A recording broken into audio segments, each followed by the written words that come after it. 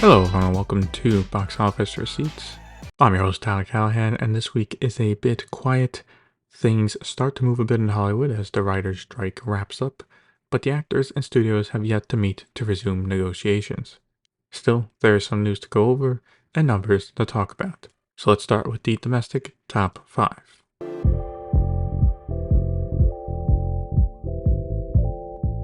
Staying in first place is The Nun 2 with another 8.5 million for a total of 69.3 million.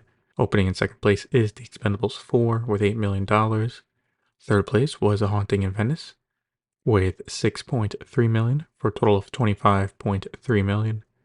In fourth place was The Equalizer 3 with 4.7 million for a total now of $81.2 million. And in fifth place was Barbie with 3.2 million for a total of 630.4 million. So Warner Brothers are still having a good time thanks to The Nun 2, and was definitely a smart move to have it open in September, giving it some breathing room from the upcoming Exorcist movie. As for Lionsgate and Expendables, well, this wasn't a surprise. Reviews are terrible, and with no stars available to promote, the film opened to a franchise lowest. And with a reported budget of $100 million, having seen the trailer, I don't know how that movie is $100 million. It clearly has to go to mostly the actors, with some of the CGI in that trailer. But anyway, with a reported budget of $100 million, I do hope Lionsgate made most of that back from selling the foreign rights to the film, because they ain't making no profit on this at the box office. It is not happening. In China, Dust to Dust reclaimed first place with 7.5 million for a total of 56.6 million. In second place was The Expendables 4, which earned 4.2 million for a total now of 19.3 million. Third place was No More Bets with 2.6 million for a total now of 526.6 million. And fourth place was Oppenheimer with 2.4 million for a total of 57.5 million. And back in the top 5 is Creation of the Gods 1, Kingdom of Storms with 1.7 million for a total of $360.2 million. Yeah, Creation of the Gods had a great weekend, only dropping 19% from the previous weekend, and it moves up from 7th. As for the box office overall, it is still quiet, but we are getting some bigger Chinese films coming out next weekend, including The X-Files 4 and Under the Light. Hopefully, they bring in audiences. As for Oppenheimer, it looks like it will not make it to $75 million, but like in a lot of other countries, it did overperform. Disney and Marvel Studios got approval to release the Marvels in China, and also secured a day and date release with the rest of the world, so it will premiere on November 10th. Taking a look at international markets, The Expendables 4 earned 12.3 million for a worldwide total of 33.9 million. The Nun 2 earned 20.8 million for a worldwide total of 204.2 million. The Equalizer 3 earned 5.4 million for a total of 148.7 million worldwide. Gran Turismo is now at 110.5 million worldwide, and Oppenheimer is at 926 million worldwide. As for news in Hollywood, sadly there were some deaths this week, with Michael Gambon having passed away at 82 due to pneumonia. While he was most known for his role as Dumbledore in most of the Harry Potter films, he starred in other films as well, including Layer Cake and The King's Speech, among others. He was also really big in plays as well. We also had another death this week with David McCallum passing away at 90. While he was more of a TV star, he was a staple for shows across decades, starring in The Man from U.N.C.L.E. show back in the 60s, and over the past 20 years in the crime drama NCIS. May they both rest in peace, and thoughts and prayers are with their family.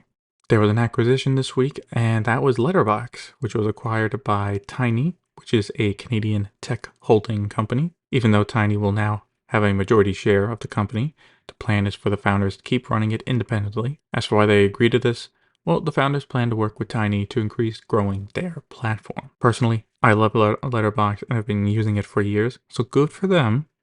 I just hope they continue to grow in a good way. In an update to the Eras Tour, Taylor Swift is now planning to head to theaters worldwide. Previously, it was just the US, Mexico, Canada, and that was it.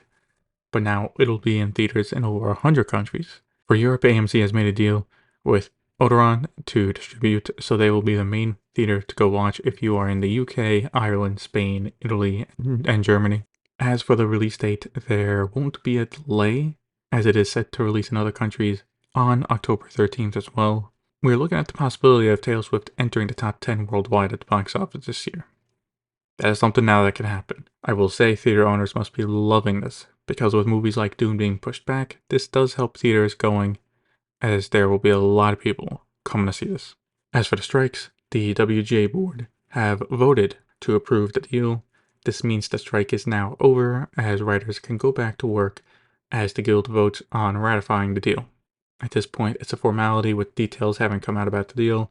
No one really has had any issues with it. So basically 99% chance it will pass the guild vote and it will be done. So with the writers' strike now over, how about the actors? Well, the good news is that SAG and the AMPTP are set to meet next week to resume talks. Hopefully, they're able to make some progress. It was also mentioned that some of the studio executives will also attend the meeting, so it looks like they're taking it seriously. For new movies in development, we are getting a PAW Patrol 3. This was announced in the lead up to the release of the second film, PAW Patrol: The Mighty Movie. The third film is set to come out sometime in 2026. This isn't a shock, the franchise is very popular with kids, so why not keep it going? An exclusive from Deadline, Marvel Studios is getting ready to meet with writers for their X-Men movie. The purpose of the meetings is to hear pitches on what the movie could be. Deadline also mentions since the movie is not even dated yet, they are not in a rush to hire someone and move forward with pre-production. So don't get too excited. Yes, Marvel Studios is starting to get ready to work on it, but it will still be years away. James Gunn confirmed on Threads that the 3 DC characters moving over to the new DCU are Amanda Waller, Peacemaker, and Blue Beetle, all being played by their respective actor. So no recasting for these roles. I think those 3 make sense. Viola Davis as Waller has been great so far, and same with John Cena as Peacemaker. And it would be a shame to waste their performances just because of setting up a new universe. And while he didn't directly mention it, I'm going to assume the supporting characters from the Peacemaker show will also be brought over. It's going to be kind of weird if John Cena's Peacemaker is the same. He's making season 2 of Peacemaker, and all the supporting characters are different. That seems kind of weird. So I'm just kind of assuming that group comes over. And for Blue Beetle, yeah, the box office hasn't been great for the movie, but it reviewed well enough, and people who have seen it like it. So I think it's only fair he gets another shot. A few episodes ago, we talked about Screen Gems president Steve Bersch stepping down, and now we know who is taking the role. Deadline is exclusively reporting that Ashley Brooks will become president starting September 13th. She seems to be a solid pick, as she is the senior EVP and head of development at Paramount Players. During her 15 years at Paramount, she helped bring in Paranormal Activity and the franchise that was built. Along with that, she oversaw other horror movies like A Quiet Place and the latest Scream movies. That's a pretty good resume, so with Screen Gems having a focus on horror movies, she fits the role for president really well. Denmark will submit The Promised Land as their candidate for Best International Feature Film at the Oscars. The film stars Mads Mikkelsen and has showings at the Venice and Toronto festivals. We got some new trailers this week from Apple and Universal. We got our first look at Argyle, and it looks okay. The film has a great cast, and Matthew Vaughn has directed good movies before. But I don't know this one's gonna grab me. I'm hoping it's just not a good trailer, and the movie's a lot better. But we'll see. It comes to theaters February 2nd. Disney released a new trailer for their upcoming animated film Wish. That is set to come out November 22nd. Let's kick off VOD Premium with Netflix, where they have ended their DVD business. The service that started Netflix as a company lasted 25 years with over 5 billion shipments. As for what was the last movie shipped, it was a copy of the Coen Brothers version of True Grit. Great film, by the way. As for the upcoming movies on Netflix, Sam Esmail in an interview mentioned that former President Barack Obama had notes for his movie Leave the World Behind. Quote, in the original drafts of the script, I definitely pushed things a lot farther than they were in the film, and President Obama, having the experience he does have, was able to ground me a little bit on how things might unfold in reality, end quote. As for why the former president had notes, well, The movie's being produced by his and Michelle Obama's production company, Higher Ground. The movie does look interesting, and it is set for a limited release in theaters on November 22nd, and will be released on Netflix on December 8th. Netflix released a trailer for Fair Play. This is the movie they brought back at Sundance in the beginning of the year. It will have a limited release in theaters on September 29th, and then premiere on Netflix on October 6th. They also released a trailer for another film they bought at the festival, May December. This is the one starring Natalie Portman and Julianne Moore. Besides being shown in festivals, it will have a limited release in theaters on November 17th, and then premiere on Netflix on December 1st.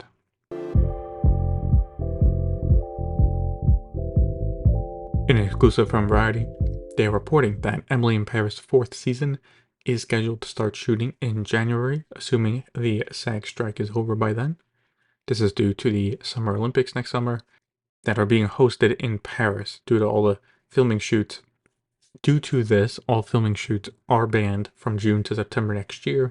So it's not just for Emily in Paris.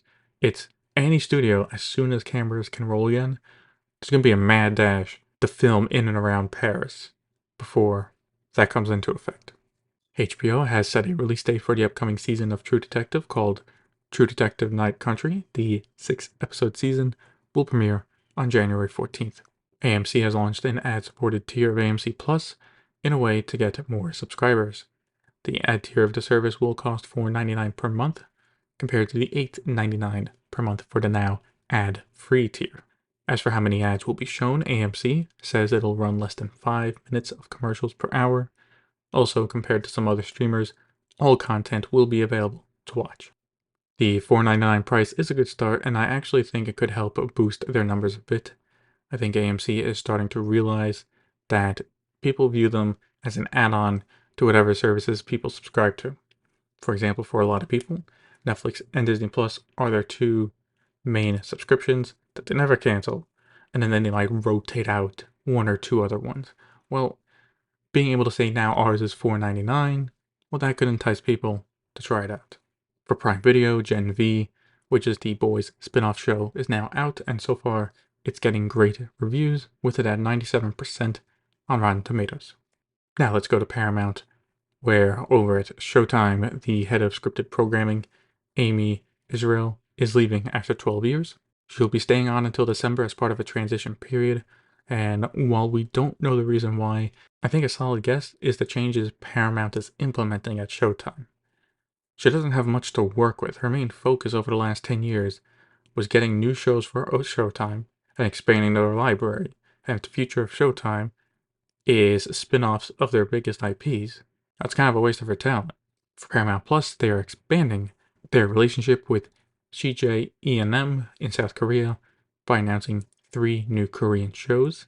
When they eventually are released, they will be available in select territories besides South Korea. This includes the US, UK, and some other countries in Europe. Back in the United States, a majority of the streaming services have banded together to form a lobbying alliance called the Streaming Innovation Alliance.